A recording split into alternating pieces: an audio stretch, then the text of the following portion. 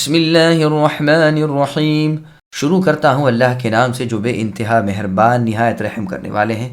یا ایہا النبی اتق اللہ ولا تطع الكافرین والمنافقین ان اللہ کان علیما حکیما واتبع ما یوحى الیک من ربک ان اللہ کان بما تعملون خبیرا وتوکل علی اللہ وکفى باللہ وکیلا۔ اے نبی صلی اللہ علیہ وسلم، اللہ تعالیٰ سے ڈرتے رہنا اور منافقوں کی باتوں میں نہ آ جانا۔ اللہ تعالیٰ بڑے علم والے اور بڑی حکمت والے ہیں۔ جو کچھ آپ کی جانب اے نبی آپ کے رب تعالیٰ کی طرف سے وحی کی جاتی ہے اس کی تابع داری کرتے رہیے۔ یقین مانیے کہ اللہ تعالیٰ تم سب کے اعمال سے باخبر ہے، اور اللہ تعالیٰ ہی پر اے نبی توکل کیجئے، وہ کارسازی کے لیے کافی ہے۔ سامعین، اب ان آیتوں کی تفسیر سماعت کیجیے۔ زر رحمہ اللہ سے ابی بن کعب رضی اللہ عنہ نے پوچھا کہ سورہ احزاب کی کتنی آیتیں شمار ہوتی ہیں؟ زر رحمہ اللہ نے فرمایا 73۔ ابی رضی اللہ عنہ نے فرمایا نہیں، میں نے تو دیکھا ہے کہ یہ سورت سورہ بقرہ کے قریب قریب تھی، اسی میں یہ آیت بھی پڑھی جاتی تھی، الشیخ والشیخۃ اذا زنیا فرجموہما البتہ نکالا من اللہ واللہ عزیز حکیم، یعنی جب بوڑھا مرد اور بوڑھی عورت بدکاری کریں تو انہیں ضرور سنگسار کرو، یہ سزا اللہ تعالیٰ کی طرف سے ہے، اللہ تعالیٰ بڑے غالب اور حکمت والے ہیں۔ یہ روایت مسند احمد کی ہے، نیز سنن نسائی الکبریٰ، صحیح ابن حبان اور مسند ابو داؤد طیالسی میں بھی ہے۔ اس سے معلوم ہوتا ہے کہ اس سورت کی کچھ آیتیں اللہ تعالیٰ کے حکم سے ہٹا لی گئیں، واللہ اعلم۔ اللہ تعالیٰ پر توکل رکھو۔ تنبیہ کی ایک مؤثر صورت یہ بھی ہے کہ بڑے کو کہا جائے تاکہ چھوٹا چوکنا ہو جائے۔ جب اللہ تعالیٰ اپنے نبی محمد صلی اللہ علیہ وسلم کو کوئی بات تاکید سے کہے تو ظاہر ہے کہ اوروں پر وہ تاکید اور بھی زیادہ ہے۔ تقوی اسے کہتے ہیں کہ اللہ تعالیٰ کی ہدایت کے مطابق ثواب کے طلب کی نیت سے اللہ تعالیٰ کے فرمان کی اطاعت کی جائے، اور فرمان باری تعالیٰ کے مطابق اللہ کے عذابوں سے بچنے کے لیے اللہ کی نافرمانیاں ترک کی جائیں۔ کافروں اور منافقوں کی باتیں نہ ماننا، نہ ان کے مشوروں پر کار بند ہونا، نہ ان کی باتیں قبولیت کے ارادے سے سننا۔ علم و حکمت کے مالک اللہ تعالیٰ ہی ہیں۔ چونکہ اللہ تعالیٰ اپنے وسیع علم سے ہر کام کا نتیجہ جانتے ہیں، اور اپنی بے پایہ حکمت سے اللہ کا کوئی فعل غیر حکیمانہ نہیں ہوتا، تو آپ اے نبی اللہ ہی کی اطاعت کرتے رہیے تاکہ بد انجام سے اور بگاڑ سے بچے رہیں۔ جو قرآن و سنت آپ کی طرف وحی ہو رہا ہے اس کی پیروی کیجیے۔ اللہ تعالیٰ پر کسی کا کوئی فعل مخفی اور چھپا ہوا نہیں۔ اپنے تمام امور و احوال میں اللہ تعالیٰ کی ذات پر ہی بھروسہ رکھیے۔ اللہ پر بھروسہ کرنے والوں کو اللہ تعالیٰ کافی ہیں، کیونکہ تمام کارسازی پر وہ اللہ تعالیٰ قادر ہے۔ اللہ کی طرف جھکنے والا کامیاب ہی کامیاب ہے، اور اللہ تعالیٰ کے احکام سے منہ موڑنے والا اور ان سے سر بمنہ انحراف کرنے والا تباہی اور بربادی کا شکار ہو کر جہنم رسید ہونے والا ہے۔ ما جعل اللہ لرجل من قلبین فی جوفہ وما جعل ازواجکم اللائی تظاہرون منہن امہاتکم وما جعل ادعیاءکم ابناءکم ذلکم قولکم بافواہکم واللہ یقول الحق وهو يهدی السبیل ادعوهم لآبائهم هو اقسط عند اللہ فإن لم تعلموا آباءهم فإخوانكم في الدين ومواليكم وليس عليكم جناح فيما أخطأتم به ولكن ما تعمدت قلوبكم وكان الله غفورا رحيما۔ کسی آدمی کے سینے میں اللہ تعالیٰ نے دو دل نہیں رکھے، اور اپنی جن بیویوں کو تم ماں کہہ بیٹھتے ہو انہیں اللہ تعالیٰ نے تمہاری سچ مچ کی مائیں نہیں بنایا، اور نہ تمہارے لے پالک لڑکوں کو تمہارے واقعی بیٹے بنائے ہیں۔ یہ تو تمہارے اپنے منہ کی باتیں ہیں، اللہ تعالیٰ حق بات فرماتے ہیں اور وہ سیدھی راہ سجھاتے ہیں۔ لے پالکوں کو ان کے حقیقی باپوں کی طرف نسبت کر کے بلاؤ، اللہ تعالیٰ کے نزدیک پورا انصاف یہی ہے۔ پھر اگر تمہیں ان کے حقیقی باپوں کا علم ہی نہ ہو تو وہ تمہارے دینی بھائی اور دوست ہیں۔ تم سے بھول چوک سے جو کچھ ہو جائے اس میں تم پر کوئی گناہ نہیں، البتہ گناہ وہ ہے جس کو تم قصداً اور ارادہ دل سے کرو، اور اللہ تعالیٰ بڑے ہی بخشنے والے اور مہربان ہیں۔ سامعین، اب آیتوں کی تفصیل سماعت کیجیے۔ لے پالک یعنی منہ بولا حقیقی بیٹا نہیں ہو سکتا، مقصود کو بیان کرنے سے پہلے بطور مقدمے اور ثبوت کے مثلا ایک وہ بات بیان فرمائی جسے سب محسوس کرتے ہیں، اور پھر اس کی طرف سے ذہن ہٹا کر اپنے مقصود کی طرف لے گئے۔ چنانچہ بیان فرمایا کہ یہ تو ظاہر ہے کہ کسی انسان کے دل دو نہیں ہوتے، اسی طرح تم سمجھ لو کہ اپنی جس بیوی کو تم ماں کہہ دو وہ واقعی ماں نہیں ہو جاتی، ٹھیک اسی طرح دوسرے کی اولاد کو اپنا بیٹا بنا لینے سے وہ سچ مچ بیٹا ہی نہیں ہو جاتا۔ اپنی بیوی سے اگر کسی نے بحالت غضب و غصہ کہہ دیا کہ تو مجھ پر ایسی ہے جیسے میری ماں کی پیٹھ، تو اس کہنے سے وہ سچ مچ ماں نہیں بن جاتی، جیسے اللہ تعالیٰ نے سورہ مجادلہ کی آیت نمبر 2 میں فرمایا، ما ہن امہاتہم ان امہاتہم الا اللائی ولدنہم، یعنی ایسا کہہ دینے سے وہ مائیں نہیں بن جاتی، مائیں تو وہ ہیں جن کے بطن سے پیدا ہوئے ہیں۔ ان دونوں باتوں کے بیان کے بعد اصل مقصود کو بیان فرمایا کہ تمہارے لے پالک یعنی منہ بولے لڑکے بھی در حقیقت تمہاری اولاد نہیں۔ یہ آیت زید ابن حارثہ رضی اللہ عنہ کے بارے میں اتری ہے، جو رسول اللہ صلی اللہ علیہ وسلم کے آزاد کردہ تھے۔ انہیں رسول اللہ نے نبوت سے پہلے اپنا متبنی بنا رکھا تھا، یعنی منہ بولا بیٹا۔ انہیں زید بن محمد کہا جاتا تھا۔ اس آیت سے اس نسبت اور اس الحاق کا توڑ دینا منظور ہے، جیسے کہ اسی صورت کے اثنا میں یعنی سورہ احزاب کی آیت نمبر 40 میں ہے، مَا كَانَ مُحَمَّدٌ أَبَا أَحَدٍ مِّن رِجَالِكُمْ، یعنی تم میں سے اے لوگوں کسی مرد کے باپ محمد صلی اللہ علیہ وسلم نہیں ہیں، بلکہ وہ اللہ تعالیٰ کے رسول اور نبیوں کے ختم کرنے والے ہیں، اور اللہ تعالیٰ کو ہر چیز کا علم ہے۔ یہاں فرمایا یہ تو صرف تمہاری ایک زبانی بات ہے، جو تم کسی کے لڑکے کو کسی کا لڑکا کہو، اس سے حقیقت بدل نہیں سکتی۔ واقع میں اس کا باپ وہ ہے جس کی پیٹھ سے یہ نکلا۔ یہ ناممکن ہے کہ ایک لڑکے کے دو باپ ہوں، جیسے یہ ناممکن ہے کہ ایک سینے میں دو دل ہوں۔ اللہ تعالیٰ حق فرمانے والے اور سیدھی راہ دکھانے والے ہیں۔ بعض لوگ کہتے ہیں یہ آیت ایک قریشی کے بارے میں اتری ہے جس نے مشہور کر رکھا تھا کہ اس کے دو دل ہیں اور دونوں عقل و فہم سے پر ہیں۔ اللہ تعالیٰ نے اس بات کی تردید کر دی۔ ابن عباس رضی اللہ عنہ کا بیان ہے کہ رسول اللہ نماز میں تھے، آپ کو کچھ خطرہ گزرا، اس پر جو منافق نماز میں شامل تھے وہ کہنے لگے، دیکھو ان کے دو دل ہیں، ایک تمہارے ساتھ ایک ان کے ساتھ۔ اس پر یہ آیت اتری کہ اللہ تعالیٰ نے کسی شخص کے سینے میں دو دل نہیں بنائے۔ زہری رحمہ اللہ فرماتے ہیں یہ تو صرف بطور مثال کے فرمایا گیا ہے، یعنی جس طرح کسی شخص کے دو دل نہیں ہوتے، اسی طرح کسی بیٹے کے دو باپ نہیں ہوتے۔ اسی کے مطابق ہم نے بھی اس آیت کی تفسیر کی ہے، واللہ سبحانہ وتعالی اعلم، اور اللہ تعالیٰ ہی کو پورا علم ہے اور وہی سب سے بڑھ کر جاننے والے ہیں۔ پہلے تو رخصت تھی کہ لے پالک یعنی منہ بولا لڑکے کو پالنے والے کی طرف نسبت کر کے اس کا بیٹا کہہ کر پکارا جائے، لیکن اب اسلام اس کو منسوخ کر رہا ہے اور فرما رہا ہے کہ ان کے اپنے حقیقی باپ جو ہیں ان کی طرف منسوب کر کے انہیں پکارو۔ عدل، نیکی، انصاف اور راستی یہی ہے۔ صحیح بخاری اور مسلم میں ہے، عبداللہ ابن عمر رضی اللہ عنہما فرماتے ہیں اس آیت کے اترنے سے پہلے ہم زید رضی اللہ عنہ کو زید بن محمد کہا کرتے، آج ہم نے یہ کہنا چھوڑ دیا، بلکہ پہلے تو ایسے لے پالک کے وہ تمام حقوق ہوتے تھے جو سگی اور سلبی اولاد کے ہوتے ہیں۔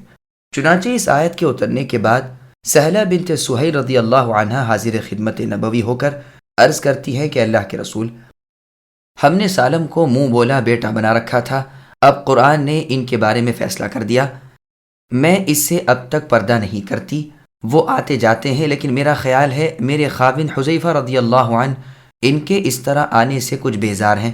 رسول اللہ نے فرمایا پھر کیا ہے، جاؤ سالم کو اپنا دودھ پلا دو، اس پر حرام ہو جاؤ گی، یعنی اب وہ تمہارا محرم ہو جائے گا۔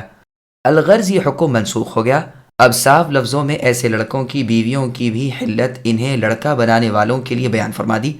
اور جب زید رضی اللہ عنہ نے اپنی بیوی صاحبہ زینب بنت جحش رضی اللہ عنہا کو طلاق دے دی تو رسول اللہ نے خود اپنا نکاح ان سے کر لیا اور مسلمان اس ایک مشکل سے بھی چھوٹ گئے، الحمدللہ۔ اسی کا لحاظ رکھتے ہوئے جہاں حرام عورتوں کا ذکر کیا، یعنی جن کے ساتھ نکاح کرنا جائز نہیں ہے، وہاں فرمایا وَحَلَائِلُ أَبْنَائِكُمُ الَّذِينَ مِنْ أَصْلَابِكُمْ، یعنی تمہاری اپنی صلب سے جو لڑکے ہوں ان کی بیویاں تم پر حرام ہیں۔ ہاں رضائی لڑکا نسبی اور سلبی لڑکے کے حکم میں ہے، جیسے کہ بخاری مسلم کی حدیث میں ہے کہ رضاعت یعنی دودھ پلانے سے وہ تمام رشتے حرام ہو جاتے ہیں۔ عورت کا کسی بچے کو دودھ پلانے سے وہ تمام رشتے حرام ہو جاتے ہیں جو نسب سے حرام ہوتے ہیں۔ یہ بھی خیال رہے کہ پیار سے کسی کو بیٹا کہہ دینا یہ اور چیز ہے، یہ ممنوع نہیں، لیکن وہ حقیقی بیٹا نہیں بن جاتا۔ زید بن حارثہ رضی اللہ عنہ جن کے بارے میں یہ حکم اترا، یہ 8 ہجری میں جنگ موتا میں شہید ہوئے۔ صحیح مسلم میں مروی ہے کہ انس رضی اللہ عنہ کو رسول اللہ نے اپنا بیٹا کہہ کر بلایا، اسے بیان فرما کر کہ لے پالک لڑکوں کو ان کے باپ کی طرف منسوب کر کے پکارو، پالنے والوں کی طرف نہیں۔ پھر فرماتے ہیں کہ اگر تمہیں ان کے باپوں کا علم ہی نہ ہو تو وہ تمہارے دینی بھائی اور اسلامی دوست ہیں۔ رسول اللہ صلی اللہ علیہ وسلم جب عمرۃ القضاء کے سال مکہ مکرمہ سے واپس لوٹے تو حمزہ رضی اللہ عنہ آپ کے چچا کی صاحبزادی آپ کو چچا چچا کہتی ہوئی رسول اللہ کے پیچھے دوڑی۔ علی رضی اللہ عنہ نے انہیں لے کر فاطمہ بنت رسول اللہ کو دے دیا اور فرمایا یہ تمہاری چچا زاد بہن ہیں، انہیں اچھی طرح رکھو۔ زید اور جعفر رضی اللہ عنہما فرمانے لگے اس بچی کے حقدار ہم ہیں، ہم انہیں پالیں گے۔ علی رضی اللہ عنہ فرماتے تھے نہیں، یہ میرے ہاں رہے گی۔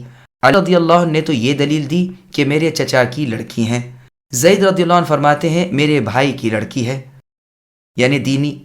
جعفر ابن ابی طالب رضی اللہ عنہ کہنے لگے میرے چچا کی لڑکی ہیں اور ان کی چچی میرے گھر میں ہیں، یعنی اسماء بنت عمیس رضی اللہ عنہ۔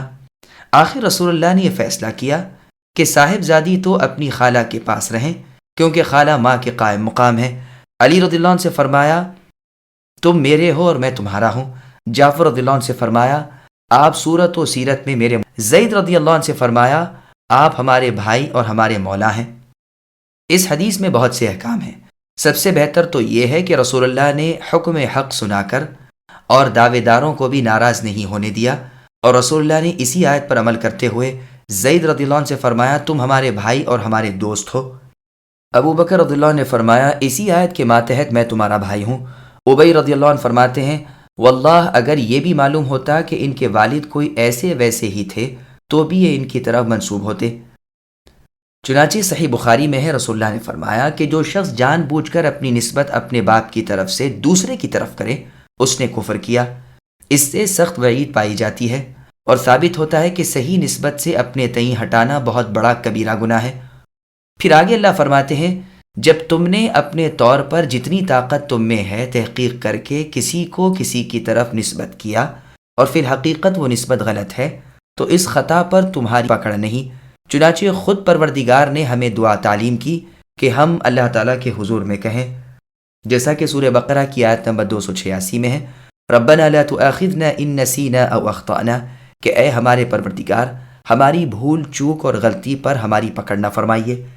صحیح مسلم کی حدیث میں ہے کہ جب مسلمانوں نے یہ دعا پڑھی اللہ تعالیٰ نے فرمایا میں نے یہ دعا قبول فرمائی۔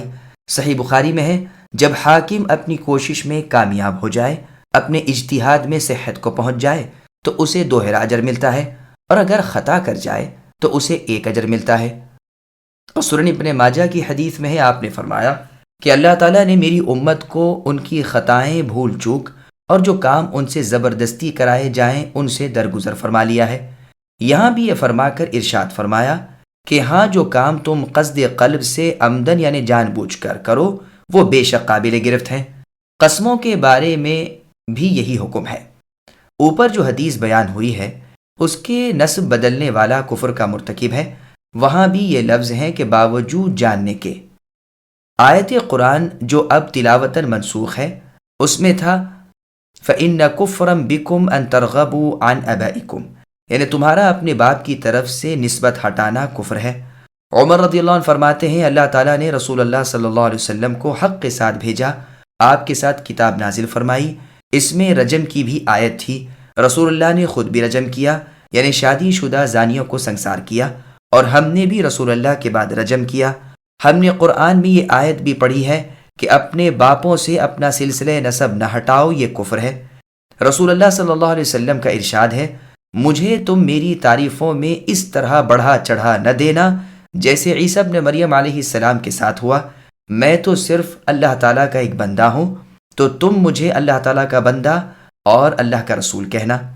ایک روایت میں صرف ابن مریم علیہ السلام ہے، اور حدیث میں ہے 3 خصلتیں لوگوں میں ہیں جو کفر ہیں، نسب میں تانہ زنی کرنا، میت پر نوحہ اور بین کرنا، ستاروں سے بانا طلبی۔ یہ دونوں روایتیں مسند احمد نیز صحیح مسلم اور سنن ابن ماجہ کی ہیں۔ النبي أولى بالمؤمنين من أنفسهم وأزواجه أمهاتهم وأولو الأرحام بعضهم أولى ببعض في كتاب الله من المؤمنين والمهاجرين إلا أن تفعلوا إلى أوليائكم معروفا كان ذلك في الكتاب مستورا۔ پیغمبر مومنوں پر خود ان سے بھی زیادہ حق رکھنے والے ہیں، اور پیغمبر کی بیویاں مؤمنوں کی مائیں ہیں، اور رشتہ دار کتاب اللہ کی روح سے بنسبت دوسرے مؤمنوں اور مہاجروں کے آپس میں زیادہ حقدار ہیں۔ ہاں تمہیں اپنے دوستوں کے ساتھ سلوک کرنے کی اجازت ہے، یہ حکم لوح محفوظ میں لکھا ہوا ہے۔ سامعین، اب اس آیت کی تفسیر سماعت کیجیے۔ رسول اللہ صلی اللہ علیہ وسلم کا اپنی امت پر مہربان ہونا۔ چونکہ رب العزت وحدہ لا شریک لہ کو علم ہے کہ رسول اللہ صلی اللہ علیہ وسلم اپنی امت پر خود ان کی اپنی جانوں سے بھی زیادہ مہربان ہے، اس لیے رسول اللہ کو ان کی اپنی جانوں سے بھی ان کا زیادہ اختیار دیا۔ یہ خود اپنے لیے کوئی تجویز نہ کریں، بلکہ ہر حکم رسول اللہ صلی اللہ علیہ وسلم کو بدل و جان قبول کرتے جائیں، جیسے اللہ نے سورہ نساء کی آیت نمبر 65 میں فرمایا فَلَا وَرَبِّكَ لَا يُؤْمِنُونَ حَتَّى يُحَكِّمُوكَ فِي مَا شَجَرَ بَيْنَهُمْ الآیہ۔ اے نبی، آپ کے رب تعالیٰ کی قسم، یہ مؤمن نہ ہوں گے جب تک کہ اپنے آپس کے تمام اختلافات میں آپ کو حکم نہ مان لیں، اور آپ کے تمام تر احکام اور فیصلوں کو بدل و جان بکشادہ پیشانی قبول نہ کر لیں۔ صحیح بخاری نیز صحیح مسلم وغیرہ میں ہے، رسول اللہ صلی اللہ علیہ وسلم کا مبارک فرمان ہے، اس کی قسم جس کے ہاتھ میں میری جان ہے، تم میں سے کوئی با ایمان نہیں ہو سکتا جب تک کہ میں اسے اس کے اپنی جان سے، اس کے مال سے، اس کی اولاد سے اور دنیا کے کل لوگوں سے زیادہ محبوب نہ ہو جاؤں۔ صحیح بخاری کی ایک اور حدیث میں ہے کہ عمر رضی اللہ عنہ نے فرمایا، اے اللہ کے رسول، آپ مجھے تمام جہان سے زیادہ محبوب ہیں، لیکن ہاں خود میری اپنی جان سے۔ رسول اللہ نے فرمایا، نہیں نہیں عمر، جب تک کہ میں تمہیں خود تمہارے اپنے نفس سے بھی زیادہ محبوب نہ بن جاؤں۔ یہ سن کر فاروق اعظم رضی اللہ عنہ فرمانے لگے، قسم اللہ تعالیٰ کی، اللہ کے رسول، آپ اب مجھے ہر چیز سے، یہاں تک کہ میری اپنی جان سے بھی زیادہ عزیز ہیں۔ رسول اللہ نے فرمایا، اب ٹھیک ہے۔ بخاری میں اس آیت کی تفسیر میں ہے، رسول اللہ صلی اللہ علیہ وسلم فرماتے ہیں، تمام مؤمنوں کا زیادہ حقدار دنیا اور آخرت میں خود ان کی اپنی جانوں سے بھی میں ہوں۔ اگر تم چاہو تو پڑھ لو، النبی اولیٰ بالمؤمنین من انفسہم۔ سنو، جو مسلمان مال چھوڑ کر مرے، اس کا مال تو اس کے وارثوں کا حصہ ہے، اور اگر کوئی مر جائے اور اس کے ذمے قرض ہو یا اس کے چھوٹے چھوٹے بال بچے ہوں تو اس قرض کی ادائیگی کا میں ذمہ دار ہوں، اور ان بچوں کی پرورش میرے ذمے ہے۔ پھر آگے اللہ فرماتے ہیں کہ رسول اللہ صلی اللہ علیہ وسلم کی ازواج مطہرات رضی اللہ عنہم، یعنی آپ کی بیویاں، حرمت اور احترام میں، عزت و اکرام میں، بزرگی اور اعظام میں تمام مسلمانوں میں ایسی ہیں جیسی خود ان کی مائیں۔ ہاں ماں کے اور احکام، مثلا خلوت یا ان کی لڑکیوں اور بہنوں سے نکاح کی حرمت، یہ یہاں ثابت نہیں۔ گو بعض علماء نے ان کی بیٹیوں کو بھی مسلمانوں کی بہنیں لکھا ہے، جیسے کہ امام شافعی رحمہ اللہ نے مختصر میں نصاً فرمایا ہے، لیکن یہ عبارت کا اطلاق ہے، نہ کہ حکم کا اثبات۔ معاویہ رضی اللہ عنہ وغیرہ جو کسی نہ کسی ام المؤمنین رضی اللہ عنہ کے بھائی تھے، انہیں ماموں کہا جا سکتا ہے یا نہیں، اس میں اختلاف ہے۔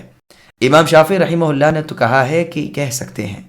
رہی یہ بات کہ رسول اللہ کو ابو المؤمنین کہہ سکتے ہیں یا نہیں، یہ خیال رہے کہ ابو المؤمنین کہنے میں مسلمان عورتیں بھی آ جائیں گی، جمع مذکر سالم میں باعتبار تغلیب کے مؤنث بھی شامل ہے۔ ام المؤمنین عائشہ صدیقہ رضی اللہ عنہ کا فرمان ہے کہ نہیں کہہ سکتے۔ امام شافعی رحمہ اللہ کے دو قولوں میں بھی زیادہ صحیح قول یہی ہے۔ ابی بن کعب اور ابن عباس رضی اللہ عنہما کی قرات میں امہاتم کے بعد یہ لفظ ہیں، وَهُوَ أَبٌ لَهُمْ، یعنی رسول اللہ مؤمنوں کے والد ہیں۔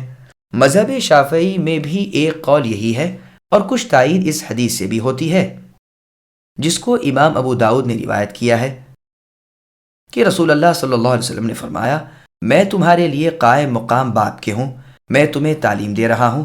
سنو، تم میں سے جب کوئی پاخانے میں جائے تو نہ قبلے کی طرف منہ کرے، نہ پیٹھ، نہ اپنے داہنے ہاتھ سے ڈھیلے لے، نہ داہنے ہاتھ سے استنجا کرے۔ رسول اللہ 3 ڈھیلے لینے کا حکم دیتے تھے اور گوبر اور ہڈی سے استنجا کرنے کی ممانعت فرماتے تھے۔ دوسرا قول یہ ہے کہ رسول اللہ صلی اللہ علیہ وسلم کو مؤمنوں کا باپ نہ کہا جائے، کیونکہ قرآن مجید میں سورہ احزاب کی آیت نمبر 40 میں ہے مَا كَانَ مُحَمَّدٌ أَبَا أَحَدٍ مِّن رِجَالِكُمْ کہ رسول اللہ صلی اللہ علیہ وسلم تم میں سے کسی مرد کے باپ نہیں۔ پھر آگے اللہ فرماتے ہیں کہ بنسبت عام مؤمن مہاجرین اور انصار کے ورثے کے زیادہ مستحق قرابت دار ہیں۔ اس سے پہلے رسول اللہ صلی اللہ علیہ وسلم نے مہاجرین اور انصار میں جو بھائی چارہ کرایا تھا اسی کے اعتبار سے یہ آپس میں ایک دوسرے کے وارث ہوتے تھے اور قسمیں کھا کر ایک دوسروں کے حلیف بنے ہوئے تھے۔ یہ بھی آپس میں ورثہ بانٹ لیا کرتے تھے۔ اس کو اس آیت نے منسوخ کر دیا۔ پہلے اگر انصاری مر گیا تو اس کے وارث اس کے قرابت دار کے لوگ نہیں ہوتے تھے بلکہ مہاجر ہوتے تھے جن کے درمیان اللہ تعالیٰ کے نبی صلی اللہ علیہ وسلم نے بھائی چارہ کرا دیا تھا۔ یہ روایت صحیح بخاری کی ہے۔ زبیر بن عوام رضی اللہ عنہ کا بیان ہے کہ یہ حکم خاص ہم انصار و مہاجرین کے بارے میں اترا ہے۔ ہم جب مکہ چھوڑ کر مدینہ آئے تو ہمارے پاس کچھ مال نہ تھا، یہاں آ کر ہم نے انصاریوں سے بھائی چارہ کیا، یہ بہترین بھائی ثابت ہوئے، یہاں تک کہ ان کے فوت ہونے کے بعد ان کے مال کے وارث بھی ہم ہوتے تھے۔ ابو بکر رضی اللہ عنہ کا بھائی چارہ خارجہ بن زید رضی اللہ عنہ کے ساتھ تھا، عمر رضی اللہ عنہ کا فلاں کے ساتھ، عثمان رضی اللہ عنہ کا ایک زورقی شخص کے ساتھ، خود میرا کعب بن مالک رضی اللہ عنہ کے ساتھ رشتہ اخوت قائم ہوا۔ یہ زخمی ہوئے اور یہ زخم بھی کاری تھے، اگر اس وقت ان کا انتقال ہو جاتا تو میں بھی ان کا وارث بنتا۔ پھر یہ آیت اتری اور میراث کا عام حکم ہمارے لیے بھی ہو گیا۔ یہ روایت مستدرک حاکم کی ہے۔ پھر آگے اللہ فرماتے ہیں ورثہ تو ان کا نہیں، لیکن ویسے اگر تم اپنے ان مخلص احباب کے ساتھ سلوک کرنا چاہو تو تمہیں اختیار ہے، وصیت کے طور پر کچھ دے دلا سکتے ہو۔ پھر آگے اللہ فرماتے ہیں کہ اللہ تعالیٰ کا یہ حکم پہلے ہی سے اس کتاب میں لکھا ہوا تھا جس میں کوئی ترمیم و تبدیلی نہیں ہوئی۔ بیچ میں جو بھائی چارے پر ورثہ بڑھتا تھا یہ صرف ایک خاص مصلحت کی بنا پر خاص وقت تک کے لیے تھا، اب یہ ہٹا دیا گیا اور اصلی حکم دے دیا گیا۔ واللہ اعلم۔ وَإِذْ أَخَذْنَا مِنَ النَّبِيِّينَ مِيثَاقَهُمْ وَمِنْكَ وَمِن نُوحٍ وَإِبْرَاهِيمَ وَمُوسَى وَعِيسَى ابْنِ مَرْيَمَ وَأَخَذْنَا مِنْهُم مِيثَاقًا غَلِيظًا لِيَسْأَلَ الصَّادِقِينَ عَن صِدْقِهِمْ وَأَعَدَّ لِلْكَافِرِينَ عَذَابًا أَلِيمًا۔ اور جبکہ ہم نے تمام نبیوں سے عہد لیا، بالخصوص اے نبی آپ سے اور نوح سے اور ابراہیم سے اور موسیٰ سے اور مریم کے بیٹے عیسیٰ سے، اور عہد بھی ہم نے ان سے پکا اور پختہ لیا تاکہ آخرکار اللہ تعالیٰ سچوں سے ان کی سچائی دریافت فرمائے۔ نہ ماننے والوں کے لیے ہم نے المناک عذاب تیار کر رکھے ہیں۔ سامعین، اب ان آیتوں کی تفسیر سماعت کیجیے۔ اولو العزم پیغمبروں اور دیگر نبیوں سے عہد۔ فرمان ہے کہ ان پانچوں اولو العزم پیغمبروں سے اور عام نبیوں سے سب سے ہم نے عہد و وعدہ لیا ہے، وہ میرے دین کی تبلیغ کریں گے، اس پر قائم رہیں گے، آپس میں ایک دوسرے کی مدد، امداد اور تائید کریں گے اور اتفاق و اتحاد رکھیں گے۔ اسی عہد کا ذکر اللہ نے سورہ آل عمران کی آیت نمبر 81 میں فرمایا وَإِذْ أَخَذَ اللَّهُ مِيثَاقَ النَّبِيِّينَ لَمَا آتَيْتُكُم مِّن كِتَابٍ وَحِكْمَةٍ الآیہ، یعنی اللہ تعالیٰ نے نبی صلی اللہ علیہ وسلم سے قول و قرار لیا کہ جو کچھ کتاب و حکمت دے کر میں آپ کو بھیجوں، پھر آپ کے ساتھ کی چیز کی تصدیق کرنے والا رسول آ جائے تو آپ اس پر ضرور ایمان لانا اور اس کی مدد کرنا۔ بولو تمہیں اس کا اقرار ہے اور میرے سامنے اس کا پختہ وعدہ کرتے ہو؟ سب نے جواب دیا کہ ہاں ہمیں اقرار ہے۔ باری تعالیٰ نے فرمایا بس اب گواہ رہنا اور میں خود بھی تمہارے ساتھ گواہ ہوں۔ یہاں عام نبیوں کا ذکر کر کے پھر خاص جلیل القدر پیغمبروں کا نام بھی لے دیا۔ اسی طرح ان کے نام سورہ شورى کی آیت نمبر 13 میں بھی ہے شرع لکم من الدین ما وصى به نوحا الآیہ۔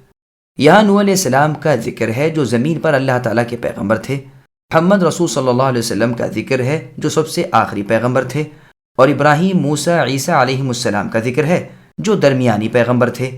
ایک لطافت اس میں یہ بھی ہے کہ پہلے پیغمبر آدم علیہ السلام کے بعد کے پیغمبر نوح علیہ السلام کا ذکر کیا، اور آخری پیغمبر محمد صلی اللہ علیہ وسلم کے پہلے کے پیغمبر عیسیٰ علیہ السلام کا ذکر کیا، اور درمیان پیغمبروں میں سے ابراہیم اور موسیٰ علیہم السلام کا ذکر کیا۔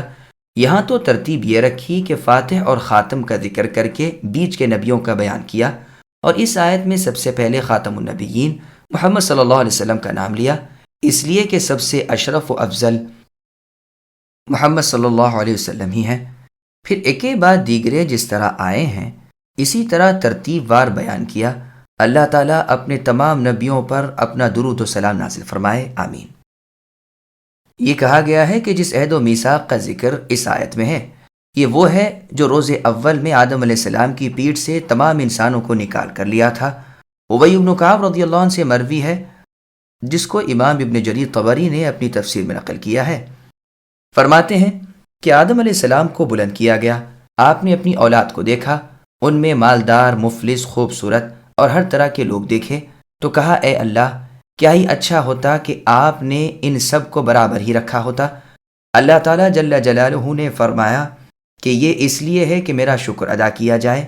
ان میں جو انبیاء کرام علیہم السلام تھے، انہیں بھی آپ علیہ السلام نے دیکھا، وہ مثل روشنی کے نمودار تھے، ان پر نور برس رہا تھا، ان سے نبوت اور رسالت کا ایک اور خاص عہد لیا گیا تھا، جس کا بیان اس آیت میں ہے۔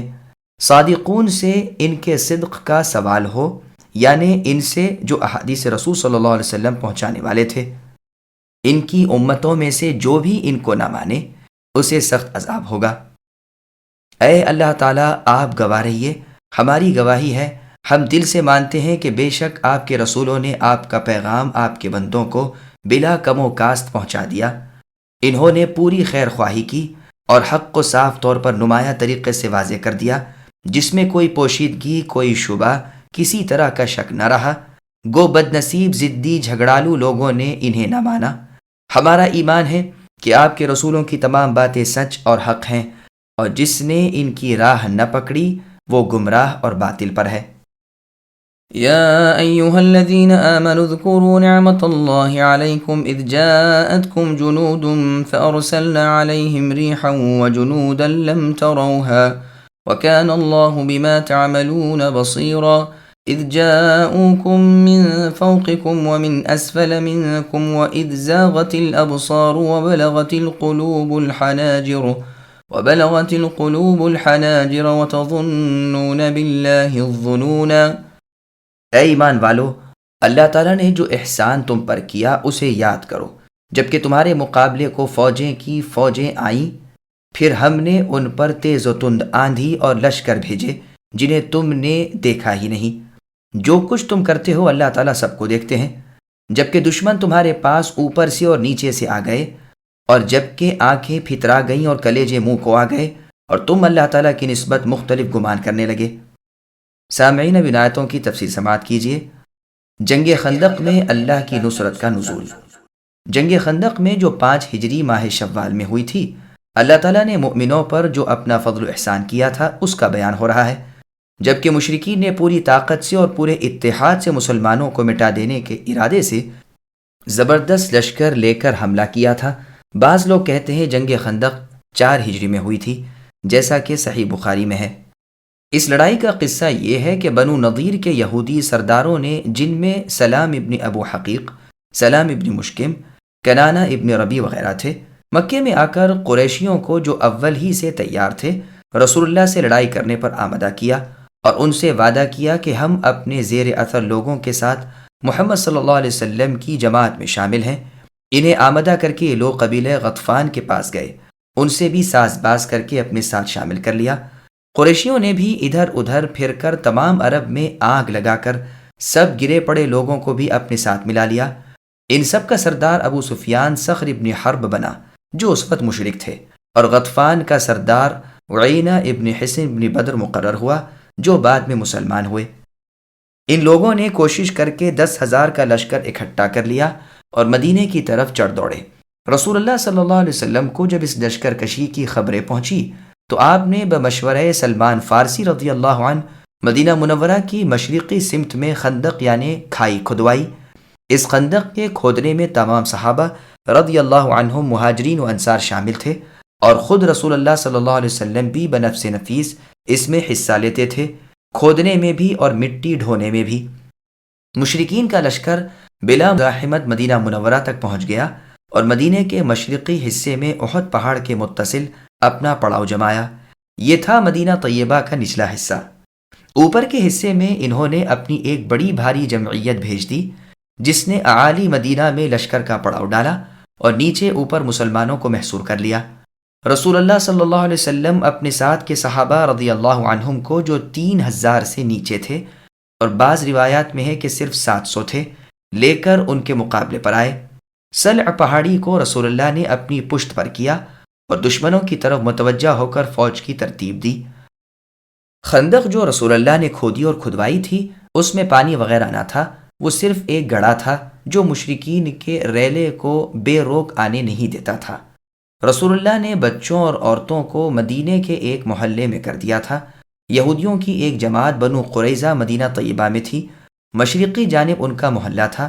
رسول اللہ سے ان کا معاہدہ صلح مضبوط تھا، ان کا بھی بڑا گروہ تھا، تقریباً 800 جنگجو لڑنے کے قابل مرد ان میں موجود تھے۔ مشرکین اور یہود نے ان کے پاس حیی ابن اخطب نضری کو بھیجا، اس نے انہیں بھی شیشے میں اتار کر سبز باغ دکھلا کر اپنی طرف کر لیا، اور انہوں نے بھی ٹھیک موقع پر مسلمانوں کے ساتھ بدعہدی کی اور علانیہ طور پر صلح توڑ دی۔ باہر سے 10,000 کا وہ لشکر جو گھیرا ڈالے پڑا ہے، اندر سے ان یہودیوں کی بغاوت جو بغلی پھوڑے کی طرح اٹھ کھڑے ہوئے، مسلمان 32 دانتوں میں زبان یا آٹے میں نمک کی طرح ہو گئے۔ یہ کل 700 آدمی کر ہی کیا سکتے تھے؟ یہ وہ وقت تھا جس کا نقشہ قرآن کریم نے کھینچا ہے کہ آنکھیں پھترا گئیں، دل الٹ گئے، طرح طرح کے خیالات آنے لگے، جھنجھوڑ دیے گئے اور سخت امتحان میں مبتلا ہو گئے۔ مہینہ بھر تک محاصرے کی یہی تلخ صورت قائم رہی۔ گو مشرکین کی یہ جرأت تو نہیں ہوئی کہ خندق سے پار ہو کر دستی لڑائی لڑتے، لیکن ہاں گھیرا ڈالے پڑے رہے اور مسلمانوں کو تنگ کر دیا۔ البتہ عمرو بن عبدود عامری، جو عرب کا مشہور شجاع پہلوان اور فن سپہ سالاری میں اکتا تھا، ساتھ ہی بہادر جی دار اور قوی تھا، ایک مرتبہ ہمت کر کے اپنے ساتھ چند جاباز پہلوانوں کو لے کر خندق سے اپنے گھوڑوں کو کدا لایا۔ یہ حال دیکھ کر رسول اللہ نے اپنے سواروں کی طرف اشارہ کیا، لیکن کہا جاتا ہے کہ انہیں تیار نہ پا کر رسول اللہ نے علی رضی اللہ عنہ کو حکم دیا کہ تم اس کے مقابلے پر جاؤ۔ آپ گئے، تھوڑی دیر تک تو دونوں بہادروں میں تلوار چلتی رہی، لیکن بالآخر اللہ تعالیٰ کی یہ شعر علی رضی اللہ عنہ نے کفر کے اس دیو کو تہہ تیغ کیا، جس سے مسلمان بہت خوش ہوئے اور انہوں نے سمجھ لیا کہ فتح ہماری ہے۔ پھر پروردگار نے وہ تیز و تند آندھی بھیجی کہ مشرکین کے تمام خیمے اکھڑ گئے، کوئی چیز قرینے سے نہ رہی، آگ کا جلانا مشکل ہو گیا، کوئی جائے پناہ نظر نہ آئی۔ بالآخر تنگ آ کر نامردی سے واپس ہوئے، جس کا بیان اس آیت میں ہے۔ جس ہوا کا اس آیت میں ذکر ہے، بقول مجاہد رحمہ اللہ، یہ صبا ہے، اور اس کی تائید رسول صلی اللہ علیہ وسلم کے اس فرمان سے بھی ہوتی ہے جسے امام بخاری اور امام مسلم نے اپنی صحیح میں روایت کیا ہے۔ رسول اللہ نے فرمایا کہ میں صبا ہوا سے مدد دیا گیا ہوں اور عادی دبور ہواؤں سے ہلاک کیے گئے تھے۔ اکرمہ رحمہ اللہ فرماتے ہیں، جنوبی ہوا نے شمالی ہوا سے اس جنگ احزاب میں کہا کہ چل ہم تم جا کر رسول اللہ کی مدد کریں، تو شمالی ہوا نے کہا کہ گرمی رات کو نہیں چلا کرتی۔ پھر ان پر صبا ہوا بھیجی گئی۔ عبداللہ بن عمر رضی اللہ عنہما فرماتے ہیں، مجھے میرے ماموں عثمان ابن مذعون رضی اللہ عنہ نے خندق والی رات سخت جاڑے اور تیز ہوا میں مدینہ منورہ بھیجا کہ کھانا اور لحاف لے آؤں۔ میں نے رسول اللہ صلی اللہ علیہ وسلم سے اجازت چاہی تو آپ نے اجازت مرمت فرمائی اور ارشاد فرمایا کہ میرے جو صحابی تمہیں ملیں انہیں کہنا کہ میرے پاس چلے آئیں۔ اب میں چلا، ہوائیں زناٹے کی شائیں شائیں چل رہی تھیں۔ مجھے جو مسلمان ملا میں نے اسے رسول اللہ کا پیغام پہنچا دیا، اور جس نے سنا اڑے پاؤں فوراً رسول اللہ کی طرف چل دیا، یہاں تک کہ ان میں سے کسی نے پیچھے مڑ کر بھی نہیں دیکھا۔ ہوا میری ڈھال کو دھکے دے رہی تھی اور وہ مجھے لگ رہی تھی، یہاں تک کہ اس کا لوہا میرے پاؤں پر گر پڑا، جسے میں نے نیچے پھینک دیا۔ اس ہوا کے ساتھ ہی ساتھ اللہ تعالیٰ نے فرشتے بھی نازل فرمائے تھے، جنہوں نے مشرکین کے دل اور سینے خوف اور رعب سے بھر دیے، یہاں تک کہ جتنے سرداران لشکر تھے اپنے ماتحت سپاہیوں کو اپنے پاس بلا بلا کر کہنے لگے، نجات کی صورت تلاش کرو، بچاؤ کا انتظام کرو۔ یہ تھا فرشتوں کا ڈالا ہوا ڈر اور رعب، اور یہی وہ لشکر ہے جس کا بیان اس آیت میں ہے کہ اس لشکر کو تم نے نہیں دیکھا۔ حذیفہ بن یمان رضی اللہ عنہ سے ایک نوجوان شخص نے جو کوفے کے رہنے والے تھے کہا کہ اے ابو عبداللہ، تم بڑے خوش نصیب ہو کہ تم نے اللہ تعالیٰ کے رسول کو دیکھا اور رسول اللہ کی مجلس میں بیٹھے، بتاؤ تو تم کیا کرتے تھے؟ حذیفہ رضی اللہ عنہ نے فرمایا، اللہ کی قسم ہم جانثاریاں کرتے تھے۔ نوجوان فرمانے لگے، سنیے چچا، اگر ہم رسول اللہ کے زمانے کو پاتے تو اللہ کی قسم رسول اللہ کو قدم بھی زمین پر نہ رکھنے دیتے، اپنی گردنوں پر اٹھا کر لے جاتے۔ حذیفہ رضی اللہ عنہ نے فرمایا، بھتیجے لو ایک واقعہ سنو۔ جنگ خندق کے موقع پر رسول اللہ صلی اللہ علیہ وسلم بڑی رات تک نماز پڑھتے رہے۔ فارغ ہو کر دریافت فرمایا کہ کوئی ہے جو جا کر لشکر کفار کی خبر لائے؟ اللہ تعالیٰ کے نبی اس سے شرط کرتے ہیں کہ وہ جنت میں داخل ہوگا۔ کوئی کھڑا نہ ہوا کیونکہ خوف، بھوک اور سردی کی انتہا تھی۔ پھر رسول اللہ دیر تک نماز پڑھتے رہے۔ پھر فرمایا، ہے کوئی جا کر یہ خبر لائے کہ مخالفین نے کیا کیا؟ اللہ تعالیٰ کے رسول اسے مطمئن کرتے ہیں کہ وہ ضرور واپس آئے گا، اور میری دعا ہے کہ اللہ تعالیٰ اسے جنت میں میرا رفیق کرے۔ اب کے بھی کوئی کھڑا نہ ہوا، اور کھڑا ہوتا کیسے؟ بھوک کے مارے پیٹ کمر سے لگ رہا تھا، سردی کے مارے دانت سے دانت بج رہا تھا، خوف کے مارے پتے پانی ہو رہے تھے۔ بالآخر میرا نام لے کر سردار رسول محمد صلی اللہ علیہ وسلم نے آواز دی۔ اب تو بے کھڑے ہوئے چارہ ہی نہ تھا۔ فرمانے لگے، حذیفہ تم جاؤ اور دیکھو کہ وہ کفار اس وقت کیا کر رہے ہیں۔ دیکھو جب تک میرے پاس واپس نہ پہنچ جاؤ کوئی نیا کام نہ کرنا۔ میں نے بہت خوب کہہ کر اپنی راہ لی اور جرأت کے ساتھ مشرکوں میں گھس گیا۔ وہاں جا کر عجیب حال دیکھا کہ دکھائی نہ دینے والے اللہ تعالیٰ کے لشکر اپنا کام پھرتی سے کر رہے ہیں۔ چولہوں پر سے دیگیں ہوا نے الٹ دی ہیں، خیموں کی چوبیں اکھڑ گئی ہیں، آگ جلا نہیں سکتے، کوئی چیز اپنے ٹھکانے نہیں رہی۔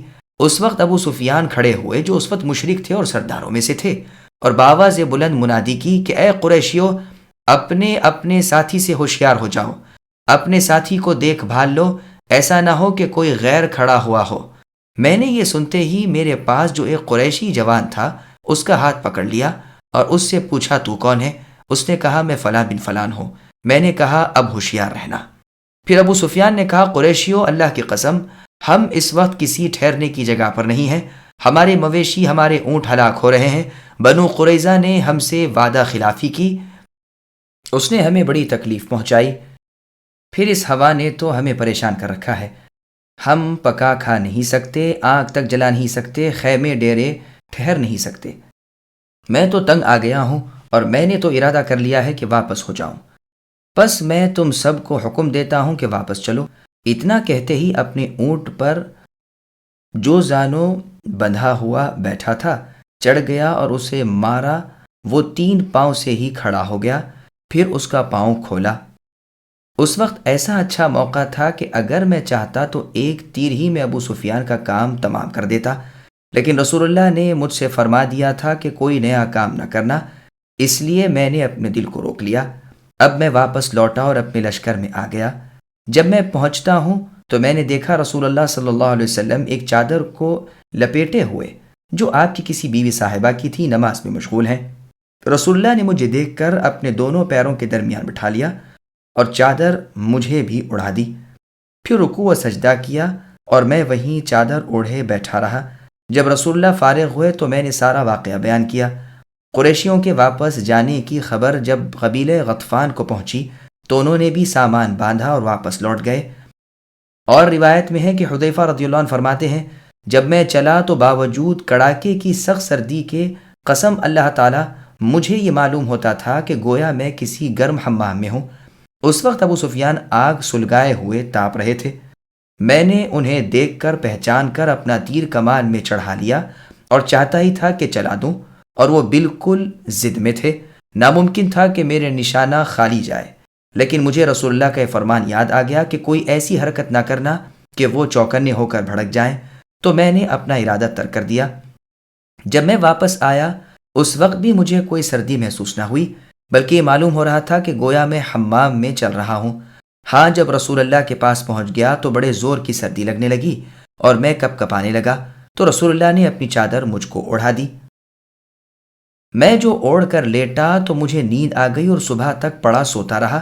صبح خود رسول اللہ صلی اللہ علیہ وسلم نے مجھے یہ کہہ کر جگایا کہ اے خوب سونے والے بیدار ہو جا۔ یہ روایت بخاری نیز صحیح ابن حبان اور دلائل النبوہ للبیہقی میں ہے۔ اور روایت میں ہے کہ جب اس تابعی رحمہ اللہ نے کہا کہ کاش کہ ہم رسول اللہ کو دیکھتے اور آپ صلی اللہ علیہ وسلم کے زمانے کو پاتے، تو حذیفہ رضی اللہ عنہ نے کہا کہ کاش کہ تم جیسا ایمان ہمیں نصیب ہوتا کہ باوجود نہ دیکھنے کے پورا اور پختہ عقیدہ رکھتے ہو۔ برادر زادے، جو تمنا تم کرتے ہو یہ تمنا ہی ہے، نہ جانے ہوتے تو کیا کرتے؟ ہم پر تو ایسے کٹھن وقت آئے ہیں، یہ کہہ کر پھر آپ نے مندرجہ بالا لیلۃ الخندق کا پورا واقعہ بیان کیا۔ اس میں یہ بھی ہے کہ ہوا، جھڑی اور آندھی کے ساتھ بارش بھی تھی، اور روایت میں ہے کہ حذیفہ رضی اللہ عنہ رسول اللہ کے ساتھ کے واقعات کو بیان فرما رہے تھے، جو اہل مجلس نے کہا اگر ہم اس وقت موجود ہوتے تو یوں اور یوں کرتے۔ اس پر حذیفہ رضی اللہ عنہ نے واقعہ بیان فرما دیا کہ باہر سے تو 10,000 کا لشکر گھیرے ہوئے ہے، اندر سے بنو قریظہ یہود کے 800 یہودی بگڑے ہوئے ہیں، بال بچے اور عورتیں مدینہ طیبہ میں ہیں، خطرہ لگا ہوا ہے۔ اگر بنو قریظہ نے اس طرف کا رخ کیا تو 1 ساعت میں ہی عورتوں بچوں کا فیصلہ کر دیں گے۔ اللہ کی قسم اس رات جیسی خوف و ہراس کی حالت کبھی ہم پر نہیں گزری۔ پھر وہ ہوائیں چلتی ہیں، آندھیاں اٹھتی ہیں، اندھیرا چھاتا ہے، کڑک گرج اور بجلی ہوتی ہے کہ العظمۃ للہ، ساتھی کو دیکھنا تو کہاں، اپنی انگلیاں بھی نظر نہ آتی تھیں۔ جو منافق ہمارے ساتھ تھے وہ ایک ایک ہو کر یہ بہانہ بنا کر کہ ہمارے بال بچے اور عورتیں وہاں ہیں اور گھر کا نگہبان کوئی نہیں، رسول اللہ صلی اللہ علیہ وسلم سے آ کر اجازت چاہنے لگے، اور رسول اللہ نے بھی کسی ایک کو نہ روکا۔ جس نے کہا کہ میں جاؤں، رسول اللہ نے فرمایا شوق سے جاؤ۔ وہ ایک ایک ہو کر سرکنے لگے اور ہم صرف 300 کے قریب رہ گئے۔ رسول اللہ اب تشریف لائے، ایک ایک کو دیکھا۔ میری عجیب حالت تھی، نہ میرے پاس دشمن سے بچنے کے لیے کوئی آلہ تھا، نہ سردی سے محفوظ رہنے کے لیے کوئی کپڑا تھا، صرف میری بیوی کی ایک چھوٹی سی چادر تھی جو میرے گھٹنوں تک بھی نہیں پہنچتی تھی۔ جب رسول اللہ میرے پاس پہنچے اس وقت میں اپنے گھٹنوں میں سر ڈالے ہوئے دبک کر بیٹھا ہوا کپکپا رہا تھا۔ رسول اللہ نے پوچھا یہ کون ہے؟ میں نے کہا حذیفہ۔ فرمایا حذیفہ سنو۔ یہ سنتے ہی اللہ کی قسم مجھ پر تو زمین تنگ ہو گئی کہ کہیں رسول اللہ مجھے کھڑا نہ کریں، میری تو درگت ہو رہی ہے، لیکن کرتا کیا؟ رسول اللہ کا فرمان تھا۔ میں نے کہا اے اللہ کے رسول سن رہا ہوں، ارشاد فرمائیے۔ اللہ کے رسول صلی اللہ علیہ وسلم نے فرمایا دشمنوں میں ایک نئی بات ہونے والی ہے، جاؤ ان کی خبر لاؤ۔ اللہ کی قسم اس وقت مجھ سے زیادہ نہ تو کسی کو خوف تھا، نہ گھبراہٹ تھی، نہ سردی تھی، لیکن رسول اللہ کا حکم سنتے ہی کھڑا ہو گیا اور چلنے لگا۔ تو میں نے سنا کہ رسول اللہ صلی اللہ علیہ وسلم میرے لیے دعا کر رہے ہیں کہ اے اللہ اس کے آگے سے، پیچھے سے، دائیں سے، بائیں سے، اوپر سے، نیچے سے اس کی حفاظت کیجیے۔ رسول اللہ صلی اللہ علیہ وسلم کی اس دعا کے ساتھ ہی میں نے دیکھا کہ کسی قسم کا خوف، ڈر یا دہشت میرے دل میں تھی ہی نہیں۔ پھر رسول اللہ نے مجھے آواز دے کر فرمایا دیکھو حذیفہ، وہاں جا کر میرے پاس واپس آنے تک کوئی نئی بات نہ کرنا۔ اس روایت میں یہ بھی ہے کہ میں ابو سفیان کو اس سے پہلے نہ پہچانتا تھا۔ میں گیا تو وہاں یہی آوازیں لگ رہی تھیں کہ چلو کوچ کرو، واپس چلو۔ ایک عجیب بات میں نے یہ بھی دیکھی کہ وہ خطرناک ہوا جو دیگیں الٹ دیتی تھیں وہ صرف ان کے لشکر کے احاطے تک ہی تھیں، واللہ اس سے ایک بالشت بھر باہر نہ تھی۔ میں نے دیکھا کہ پتھر اڑ اڑ کر ان پر گرتے تھے۔ جب میں واپس چلا ہوں تو میں نے دیکھا کہ تقریباً 20 سوار ہیں جو امامے باندھے ہوئے ہیں۔ انہوں نے مجھ سے فرمایا جاؤ اور رسول اللہ صلی اللہ علیہ وسلم کو خبر دو کہ اللہ تعالیٰ نے آپ کو کفایت کر دی اور آپ کے دشمنوں کو مات دی۔ اس میں یہ بھی بیان ہے کہ رسول اللہ کی عادت میں داخل تھا کہ جب کبھی کوئی گھبراہٹ اور دقت کا وقت ہوتا تو آپ نماز شروع کر دیتے۔ جب میں نے رسول اللہ صلی اللہ علیہ وسلم کو یہ خبر پہنچائی اسی وقت یہ آیت اتری۔ پس آیت میں نیچے کی طرف سے آنے والوں سے مراد بنو قریظہ کے یہود ہیں۔ شدت خوف اور سخت گھبراہٹ سے آنکھیں الٹ گئی تھیں اور دل حلقوم یعنی حلق تک پہنچ گئے تھے اور طرح طرح کے گمان ہو رہے تھے، یہاں تک کہ بعض منافقوں نے سمجھ لیا تھا کہ اب کی لڑائی میں کافر غالب آ جائیں گے۔ عام منافقوں کا تو پوچھنا ہی کیا ہے۔ معتب بن قشیر کہنے لگا کہ اے اللہ کے رسول، آپ ہمیں کہہ رہے تھے کہ ہم قیصر و کسریٰ کے خزانوں کے مالک بنیں گے، اور یہاں حالت یہ ہے کہ پاخانے کو جانے بھی 2 بھر ہو رہا ہے۔ یہ مختلف گمان مختلف لوگوں کے تھے۔ مسلمان تو یقین کرتے تھے کہ غلبہ ہمارا ہی ہے، جیسا سورہ احزاب کی آیت نمبر 22 میں اللہ نے فرمایا وَلَمَّا رَأَى الْمُؤْمِنُونَ الْآيَةَ، لیکن منافقین کہتے تھے کہ اب کی مرتبہ سارے مسلمان مع رسول اللہ گاجر مولی کی طرح کاٹ کر رکھ دیے جائیں گے۔ لیکن اس کے برعکس ہوا یہ کہ ادھر مسلمان صحابہ مع رسول اللہ کی یہ دعائیں بلند ہوئیں، ادھر لشکر ربانی ہواؤں کی شکل میں آیا اور کافروں کا تایا پانچا کر دیا، وہ شکست خوردہ ہو کر ذلت کے ساتھ لوٹ گئے۔ فالحمد للہ، پس تعریف اور حمد اللہ ہی کے لیے ہے۔ هنالك ابتلي المؤمنون وزلزلوا زلزالا شديدا وإذ يقول المنافقون والذين في قلوبهم مرض ما وعدنا الله ورسوله إلا غرورا وإذ قالت طائفة منهم يا أهل يثرب لا مقام لكم فارجعوا ويستأذن فريق منهم النبي يقولون إن بيوتنا عورة وما هي بعورة إن يريدون إلا فرارا۔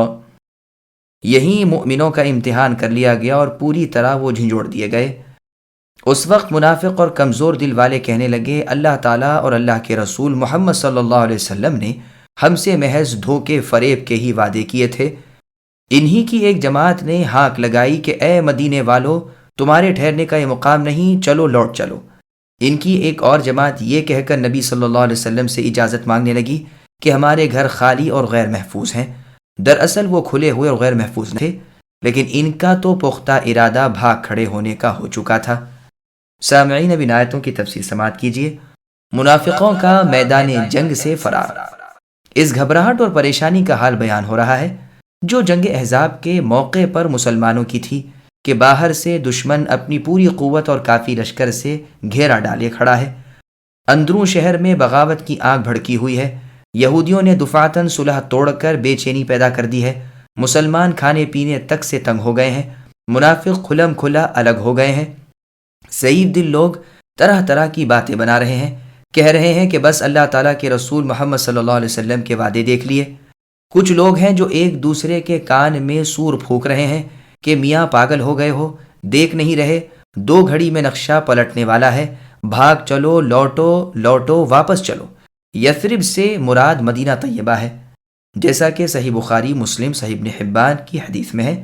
رسول اللہ نے فرمایا کہ مجھے خواب میں تمہاری ہجرت کی جگہ دکھائی گئی ہے جو 2 سنگلاخ میدانوں کے درمیان ہے۔ پہلے تو میرا خیال ہوا تھا کہ یہ حجر ہے، لیکن نہیں، وہ جگہ یثرب ہے، یعنی مدینہ طیبہ۔ کہا گیا ہے کہ عمالق میں سے جو شخص یہاں آ کر ٹھہرا تھا، چونکہ اس کا نام یثرب ابن عبید ابن مہلائیل ابن عوس ابن عملاق ابن لاود ابن ارم ابن سام ابن نوح تھا، اس لیے اس شہر کو بھی اسی کے نام سے مشہور کیا گیا۔ یہ بھی قول ہے کہ تورات میں اس کے 11 نام آئے ہیں: مدینہ، طابہ، جلیلہ جابرہ، محبہ محبوبہ، قاسمہ مجبورہ، عذرا مرحومہ، طیبہ۔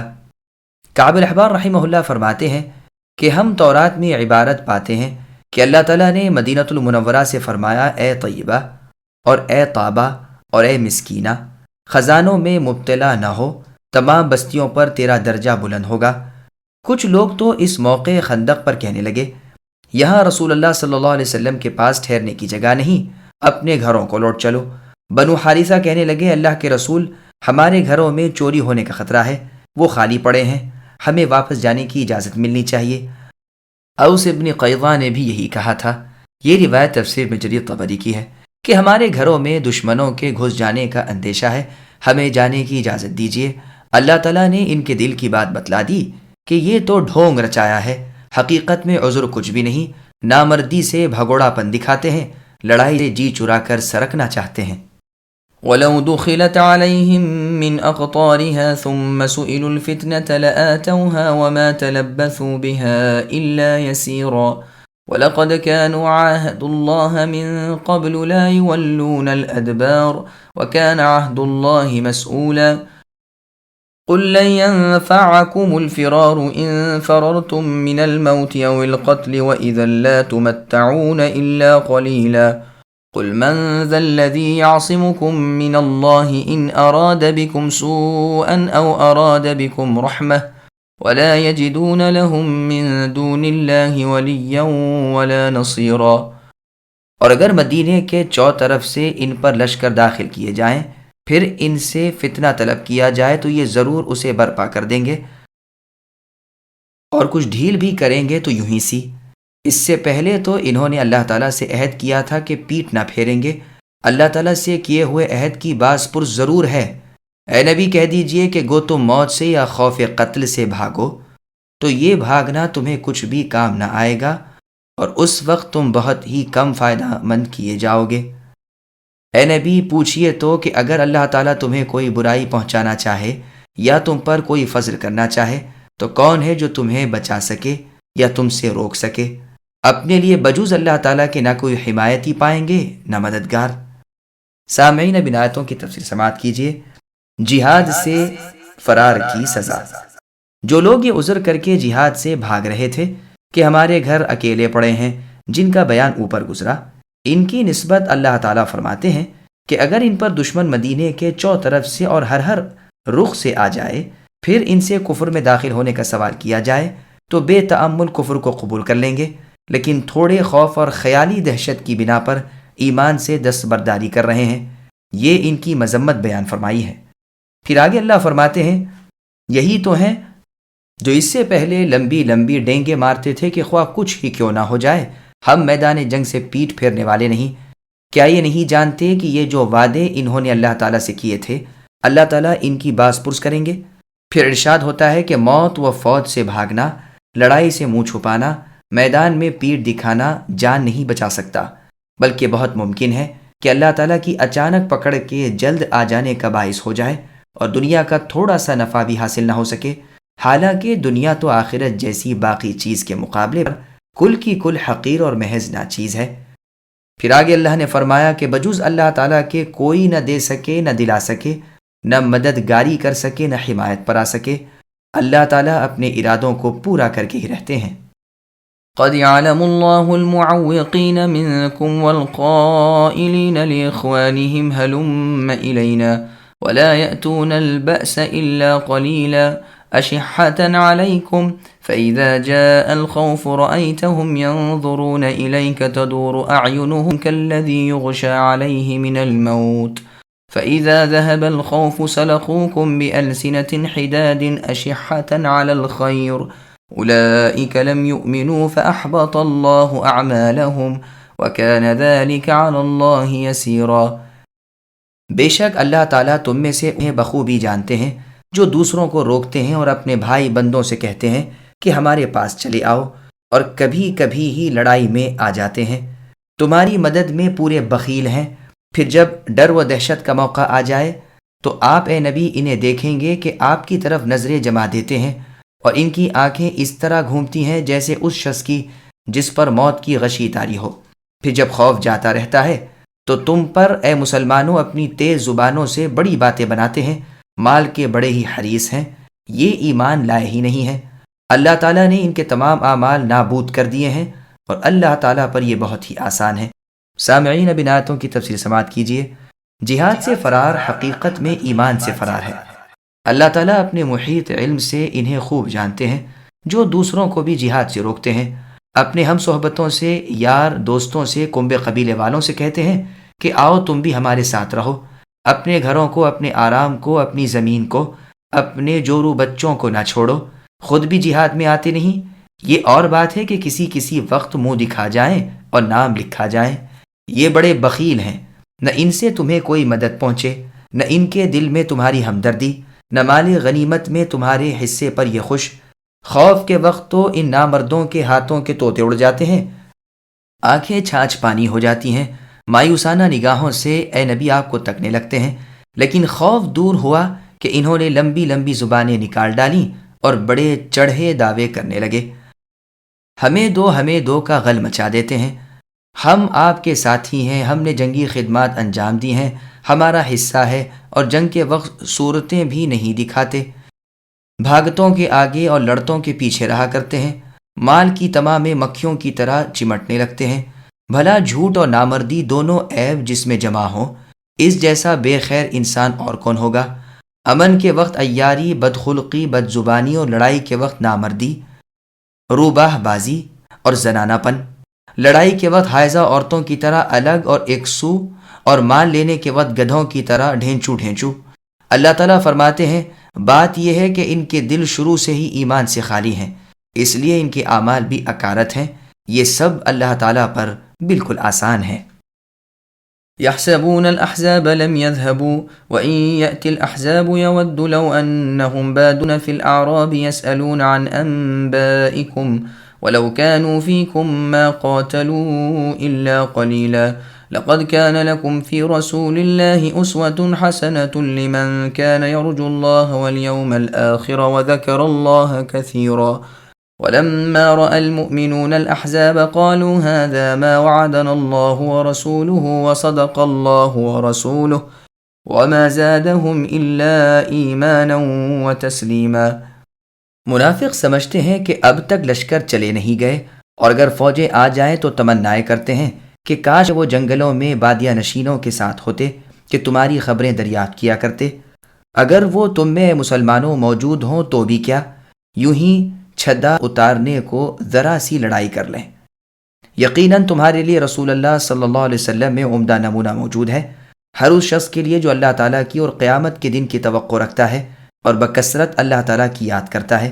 ایمانداروں نے جب کفار کے لشکر کو دیکھا بے ساختہ کہہ اٹھے کہ انہی کا وعدہ ہمیں اللہ تعالیٰ نے اور اللہ کے رسول محمد صلی اللہ علیہ وسلم نے دیا تھا، اور اللہ تعالیٰ اور اس کے رسول سچے ہیں۔ یہ تو ایمان میں اور شیوہ فرما برداری میں اور بھی بڑھ گئے۔ سامعین، اب ان آیتوں کی تفسیر سماعت کیجیے۔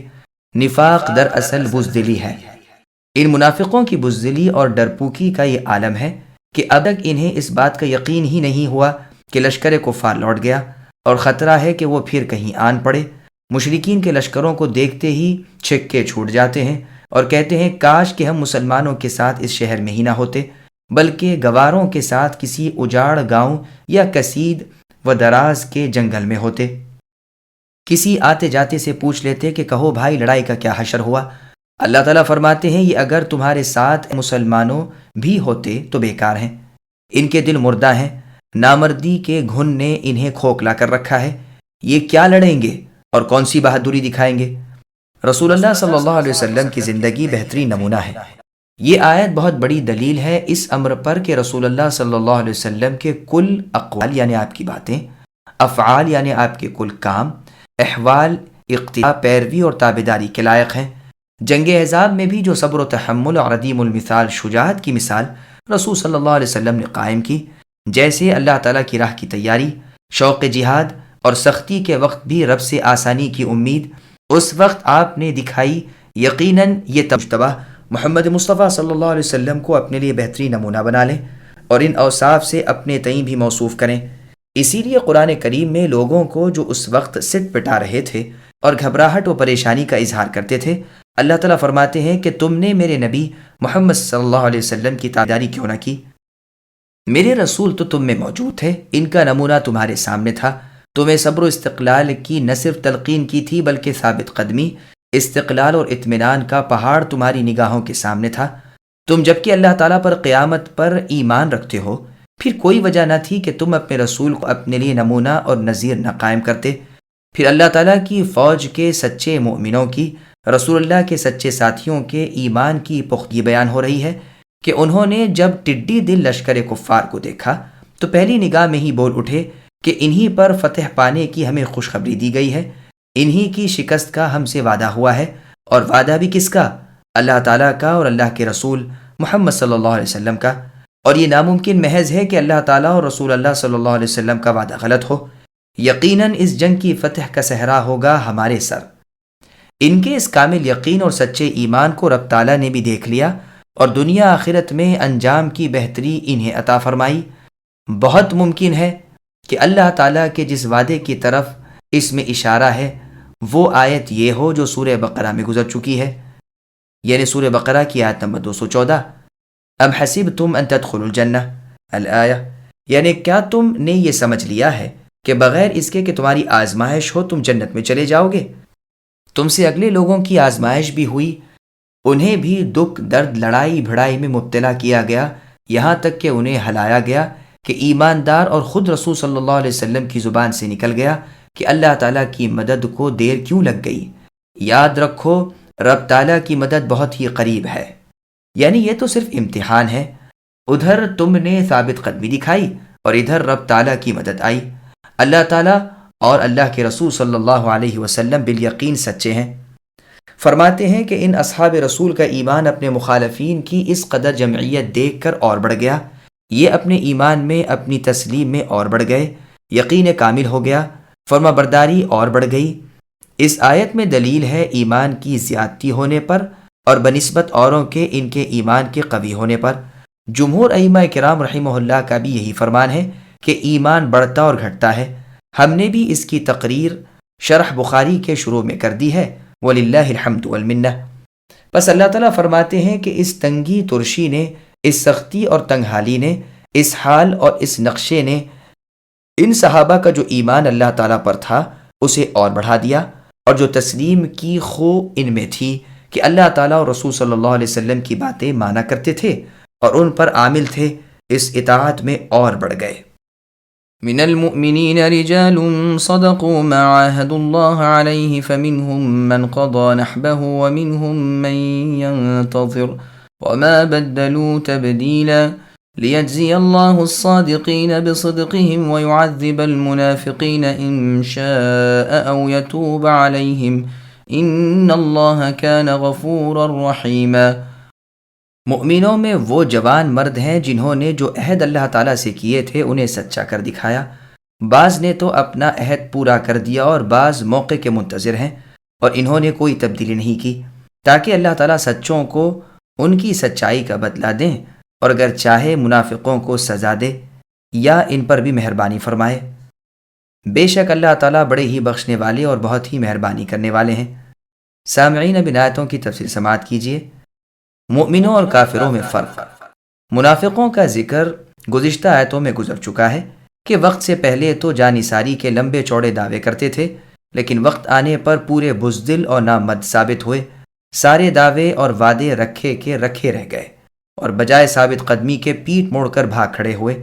یہاں مؤمنوں کا ذکر ہو رہا ہے کہ انہوں نے اپنے وعدے پورے کر دکھائے، بعض نے تو جام شہادت نوش فرما لیا اور بعض اس کے انتظار میں بے چین ہیں۔ صحیح بخاری میں ہے، ثابت رضی اللہ عنہ فرماتے ہیں کہ جب ہم نے قرآن لکھنا شروع کیا تو ایک آیت مجھے نہیں ملتی تھی، حالانکہ سورہ احزاب میں وہ آیت میں نے خود رسول اللہ کی زبان مبارک سے سنی تھی۔ آخر خزیمہ بن ثابت انصاری رضی اللہ عنہ کے پاس یہ آیت ملی۔ یہ وہ صحابی ہیں جن کی اکیلے کی گواہی کو رسول اللہ صلی اللہ علیہ وسلم نے 2 گواہوں کے برابر کر دیا تھا۔ وہ آیت یہ تھی، من المؤمنین رجال۔ صحیح بخاری نے سنن ترمذی میں ہے کہ یہ آیت انس بن نضر رضی اللہ عنہ کے بارے میں نازل ہوئی ہے۔ واقعہ یہ ہے کہ آپ جنگ بدر میں شریک نہیں ہو سکے تھے، جس کا انہیں سخت افسوس تھا کہ سب سے پہلی جنگ میں جس میں خود رسول صلی اللہ علیہ وسلم بنفس نفیس شریک تھے، میں شامل نہ ہو سکا۔ اب جو جہاد کا موقع آئے گا میں اللہ تعالیٰ کو اپنی سچائی دکھا دوں گا، اور یہ بھی کہ میں کیا کرتا ہوں۔ اس سے زیادہ کہتے ہوئے خوف کھایا۔ اب جنگ احد کا موقع جب آیا تو انہوں نے دیکھا کہ سامنے سے سعد بن معاذ رضی اللہ عنہ واپس آ رہے ہیں۔ انہیں دیکھ کر تعجب سے فرمایا کہ ابو عمرو کہاں جا رہے ہو؟ واللہ مجھے احد پہاڑ کے اس طرف سے جنت کی خوشبوئیں آ رہی ہیں۔ یہ کہتے ہی آپ آگے بڑھے اور مشرکین میں خوب تلوار چلائی۔ چونکہ مسلمان لوٹ گئے تھے، یہ تنہا تھے، ان کے بے پناہ حملوں نے کفار کے دانت کھٹے کر دیے اور بھڑ بھڑا کر آ گئے اور چوطرف سے گھیر لیا اور شہید کر دیا۔ آپ کو 80 سے اوپر زخم آئے تھے، کوئی نیزے کا، کوئی تلوار کا، کوئی تیر کا۔ شہادت کے بعد کوئی آپ کو پہچان نہ سکا، یہاں تک کہ آپ کی ہمشیرہ نے آپ کو پہچانا، اور وہ بھی ہاتھوں کی انگلیوں کی پوریاں دیکھ کر۔ انہی کے بارے میں یہ آیت نازل ہوئی۔ یہ روایت صحیح مسلم نے سنن ترمذی کی ہے۔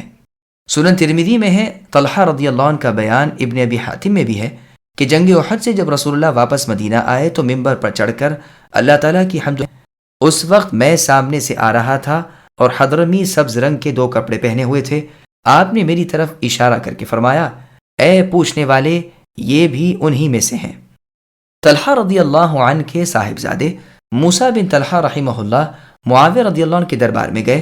جب وہاں سے واپس آنے لگے، دروازے سے باہر نکلے ہی تھے جو معاویہ رضی اللہ عنہ نے واپس بلایا اور فرمایا، آؤ مجھ سے ایک حدیث سنتے جاؤ۔ میں نے رسول اللہ صلی اللہ علیہ وسلم سے سنا ہے کہ تمہارے والد طلحہ رضی اللہ عنہ ان میں سے ہیں جن کا بیان اس آیت میں ہے کہ انہوں نے اپنا عہد اور نظر پوری کر دی۔ یہ روایت بھی سنن ترمذی اور ابن ماجہ میں ہے۔ رب العالمین ان کا بیان فرما کر فرماتے ہیں کہ بعض اس دن کے منتظر ہیں کہ پھر لڑائی ہو اور وہ اپنی کارگزاری اللہ تعالیٰ کو دکھائیں اور جام شہادت نوش فرمائیں۔ پس بعضوں نے تو سچائی اور وفاداری ثابت کر دی اور بعض موقع کے منتظر ہیں، انہوں نے نہ عہد بدلا نہ نظر کو پوری گزرا، بلکہ وہ اپنے وعدے پر قائم ہیں۔ وہ منافقوں کی طرح وقت پر بہانے بنانے والے نہیں۔ یہ خوف اور یہ زلزلہ محض اس واسطے تھا کہ خبیث اور طیب کی تمیز ہو جائے اور برے بھلے کا حال ہر ایک پر کھل جائے، کیونکہ اللہ تعالیٰ تو عالم الغیب ہے، اللہ کے نزدیک تو چھپا کھلا برابر ہے، جو نہیں ہوا اسے بھی اللہ تعالیٰ جانتے ہیں، بالکل اسی طرح جو ہو چکا۔ لیکن اللہ کی عادت ہے کہ جب تک مخلوق عمل نہ کر لے انہیں صرف اپنے علم کی بنا پر جزا سزا نہیں دیتے، جیسے اللہ تعالیٰ کا سورہ محمد کی آیت نمبر 31 میں فرمان ہے، وَلَنَبْلُوَنَّكُمْ حَتَّى نَعْلَمَ الْمُجَاهِدِينَ الآیہ، یعنی ہم تمہیں خوب پرکھ کر مجاہدین صابرین کو تم میں سے ممتاز کر دیں گے۔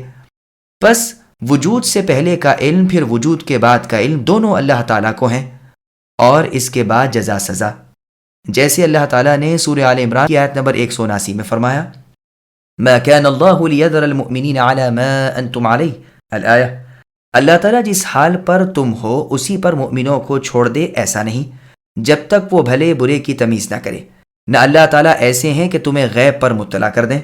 پس یہاں بھی اللہ تعالیٰ فرماتے ہیں کہ یہ اس لیے کہ سچوں کو ان کی سچائی کا بدلہ دیں اور عہد شکن منافقوں کو سزا دیں، یا انہیں توفیق توبہ دے کے یہ اپنی روش بدل دیں اور سچے دل سے اللہ تعالیٰ کی طرف جھک جائیں، تو اللہ تعالیٰ بھی ان پر مہربان ہو جائے اور ان کی خطائیں معاف فرما دے، اس لیے کہ وہ اپنی مخلوق کی خطائیں معاف کرنے والے ہیں اور ان پر مہربانیاں کرنے والے ہیں۔ اللہ کی رأفت اور رحمت غضب و غصے سے بڑی ہوئی ہے۔